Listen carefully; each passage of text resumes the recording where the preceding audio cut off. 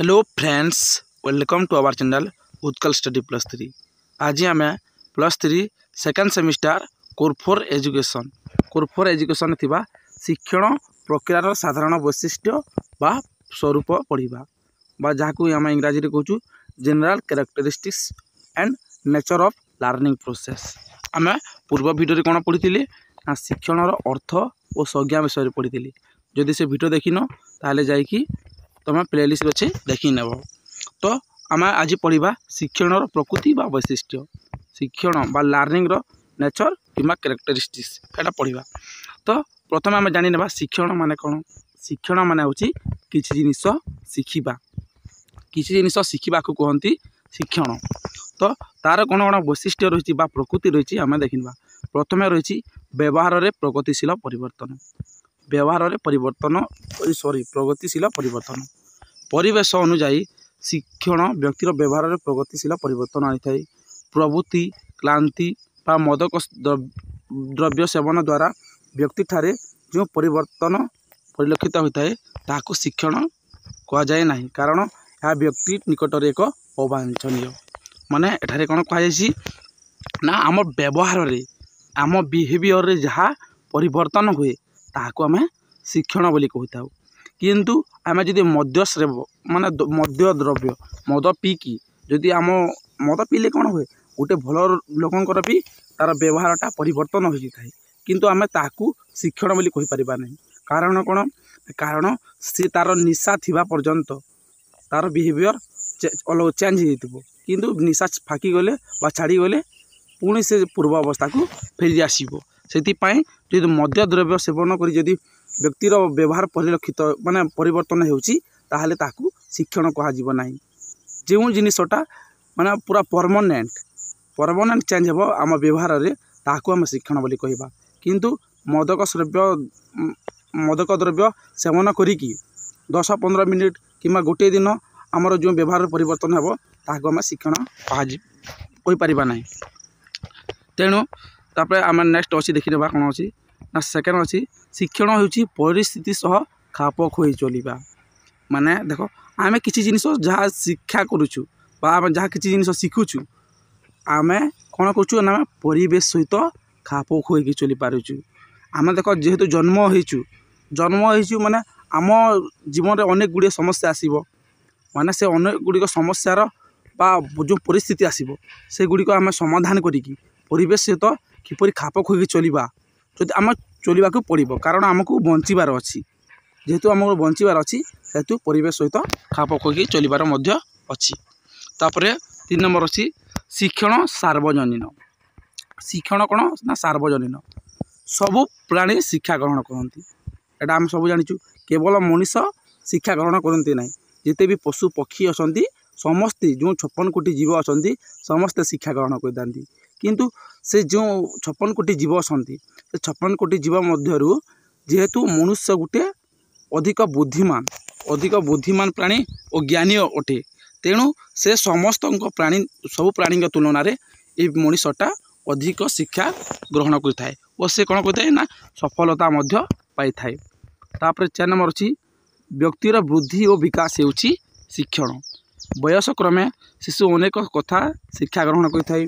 गुरुजन मानक सम्मान देवा, सुंदर हस्ताक्षर लिखा यह केवल अभ्यास बा अनुभूति द्वारा ही संभव, जहाँकि अभ्यास क्रमे सबूर परिमार्जित होता है बा परिवर्तन होता है। एटारे कौन होची ना वृद्धि और विकास। आम जदि किसी जिनिस शिखा ताहले आमर कौन होची आमर विकास मध्य होची और वृद्धि मध्य होची।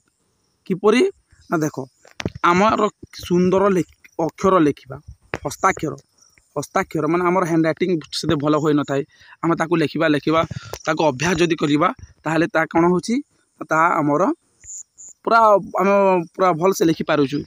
प्रथमे आम भल से लिखि पारु नथिले। ठीक से बोली गुरुजन मानक सम्मान देवा, मैं बड़ लोक को सम्मान देवा कथा और छोट लोक को स्नेह देवा उचित। यह कौन होची ना आम शिक्षण आम शिक्षा ग्रहण करुचु ताहले आम निजे आम एक्सपीरियंस द्वारा आम अनुभूति द्वारा आम से जानी पारुचु कि ना बड़ लोक को सम्मान देवा कथा। ये सब कौन होची ना आमर वृद्धि होची और विकास मध्य होची कहा द्वारा ना आम शिक्षण द्वारा। आम जहाँ किसी जिन शिखा ताल ये सबूर विकास होपर 5 नंबर अच्छी स्वेच्छा प्रणोदित प्रक्रिया। स्वेच्छा प्रणोदित प्रक्रिया माने कौन ना शिक्षार्थी स्वेच्छा प्रणोदित हो शिक्षा लाभ करें माने शिक्षार्थीर इच्छा जिते बेले लगी थाए से से पाठ पढ़ी थाए जिते बेले तार इच्छा लगे पाठ पढ़ा प्रति से से पाठ पढ़िले आम जो शिक्षादान देवा ताले ता फलप्रद होता है। जदि ताहाको कौनसी कार्य बा शिक्षा निमंते बाध्य करा जाए तेबे से क्षेत्र में शिक्षण सफल रूप नहीं न पारे माने नहीं पारे ना ही तारे कौन कही देख जदि जनकर मन लगुन पाठ पढ़ा प्रति आम यदि जबरदस्ती बाध्य करवा पाठ पढ़ापी और जब आम बाध्य ताकू जो शिक्षा प्रदान करवा ताहले ताहा मध्य केबे फलप्रद हो पारिबनी कहीं ना से पाठ प्रति तार मन इच्छा नहीं जिते तार मन इच्छा थी तार स्व इच्छा तार इच्छा जदि थी ताकू आम पाठ पढ़ा ताहले ता फलप्रद हो किंतु जदि तार मन नहीं ताकू आम जिते पाठ पढ़ाइले ताहा फलप्रद हो पारिबो नहीं।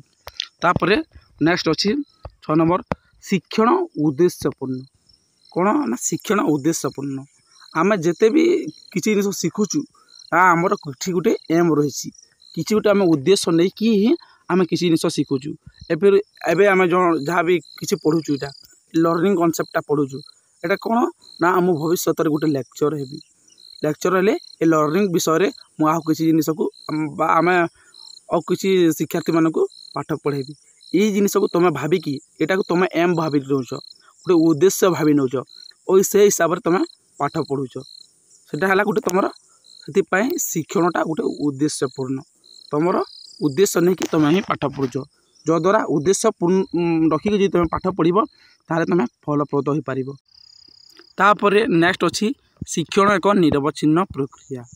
शिक्षण एक कौन ना निरवच्छिन्न बा continuous process learning is a continuous process यह एक जीवन व्यापी प्रक्रिया अटे माने यह शिशुर माँ पेट ठारू माँ गर्भ ठारू आरंभ होइकी मृत्यु पर्यंत चली थाए माने यह कौन स्तर में बाधा प्राप्त हुए ना माने कौन स्तर में ता स्टॉप हो न थाए ताहा कंटिन्यूअस प्रोसेस माने जीवन व्यापी प्रक्रिया भाव में चली थाए तेणु शिक्षण एक निरवच्छिन्न प्रक्रिया अटे।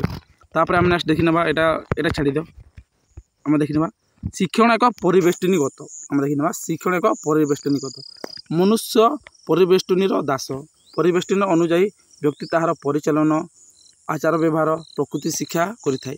परिवेष्टन शिशु एक आत्मार दुई पिंड शिशु परिवेष्टनी सहित समझन रखी कार्य करिथाय और परिवेष्टनी शिशु को शिक्षा देवा निमंते यथासाध्य प्रयास करिथाय माने एठारे कोन करा जायथाय ना आमे परिवेश सहित खाप खोई चली पारुछु जदि आम शिक्षण ग्रहण करुछु ताले आम परिवेश सहित खाप खोई चली पारुछु और से परिवेश माध्यम आम किसी ना किसी शिक्षा ग्रहण करुछु से बहुत दुईटा रिलेटेड अच्छा।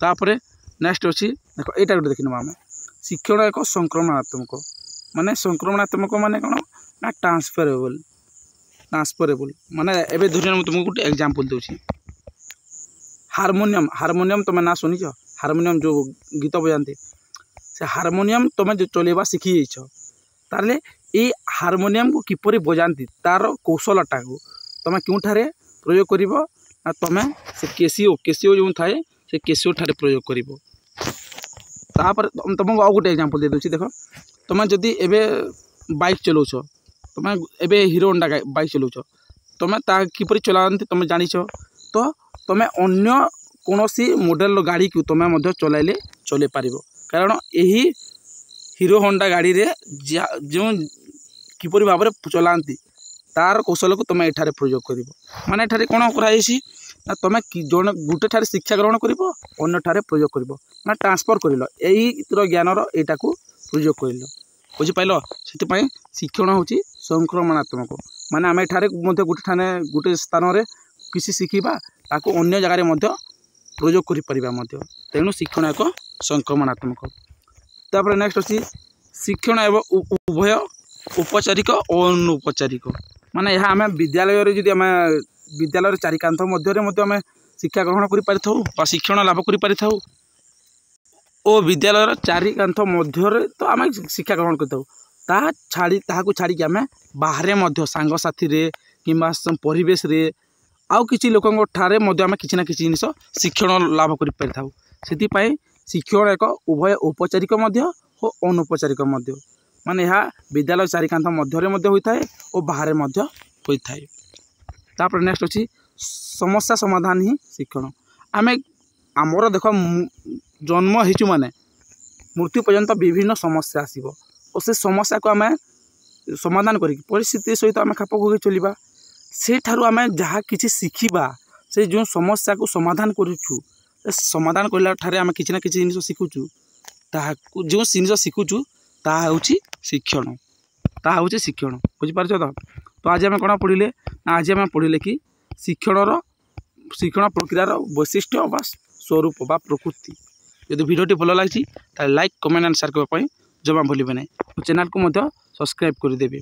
नेक्स्ट वीडियो आम आउ किस विषय पढ़ा से पर्यंत रोची धन्यवाद।